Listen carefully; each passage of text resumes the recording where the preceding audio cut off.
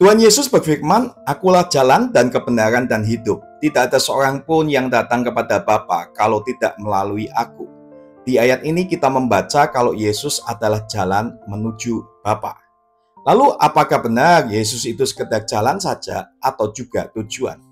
Kalau kita hanya mendengar perkataan Yesus yang barusan tadi, tentu kita akan menyimpulkan kalau Yesus adalah sekedar jalan, sedangkan Bapa adalah tujuannya. Tetapi kalau kita mempunyai kesimpulan seperti ini, maka kita itu ternyata sama dengan pemahaman murid Tuhan Yesus yang bernama Filipus. Karena Filipus sebelumnya memahami Yesus cuma sekedar jalan, maka ia ingin melihat sosok Bapa yang akan menjadi tujuan hidup dia. Sehingga dia pun meminta Yesus untuk menunjukkan Bapa kepadanya. Nah, ada sebuah ayat yang mengatakan, kata Filipus kepada Tuhan, "Tunjukkanlah Bapa itu kepada kami. Itu sudah cukup bagi kami." Tetapi yang menariknya adalah apa yang Tuhan Yesus kemudian katakan kepada Filipus. Yesus mengatakan seperti ini, "Telah sekian lama aku bersama-sama kamu, Filipus, namun engkau tidak mengenal aku. Barang siapa telah melihat aku, ia telah melihat Bapa. Bagaimana engkau berkata, 'Tunjukkanlah Bapa itu kepada kami'?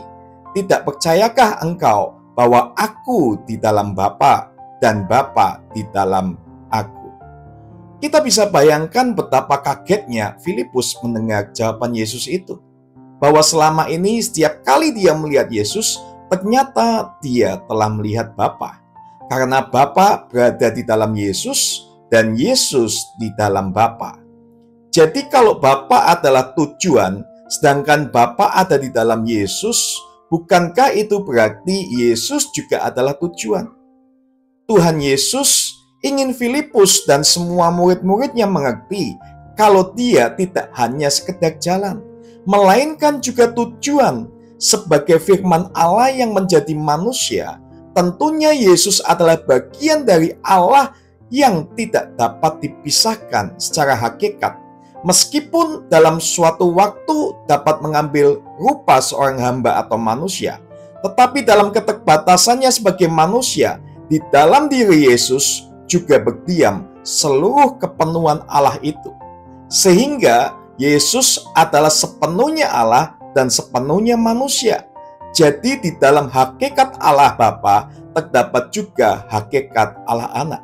Demikian juga Allah Roh Kudus yang datang dari Bapa di dalam nama Anak. Ketiga pribadi ini tidak terpisahkan secara hakikat, tetapi berbeda secara pribadi. Ketika firman menjadi manusia, Yesus tidak pernah berhenti menjadi Allah. Karena sifat kekekalan Allah tidak mungkin dibatasi oleh ruang dan waktu. Jadi secara manusia, Yesus berada di dunia ini dalam keterbatasan, tetapi secara hakikatnya dia memenuhi surga dan dunia setiap saat dan waktu, saudara. Melalui Yesus, kita dapat menyeberang kepada Bapa di surga. Tetapi di sana kita juga akan menemukan Yesus di dalam Bapa, dan Bapa ada di dalam Yesus. Itulah sebabnya Yesus tidak hanya mengatakan dirinya sebagai jalan, tetapi juga kebenaran dan hidup. Sangatlah penting memahami Yesus sebagai jalan, kebenaran, dan hidup secara utuh.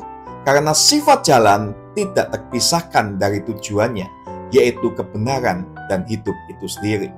Tuhan Yesus adalah jalan dan juga tujuan, karena Tuhan Yesus juga berfirman, "Aku dan Bapa adalah satu." Terima kasih, Tuhan Yesus memberkati.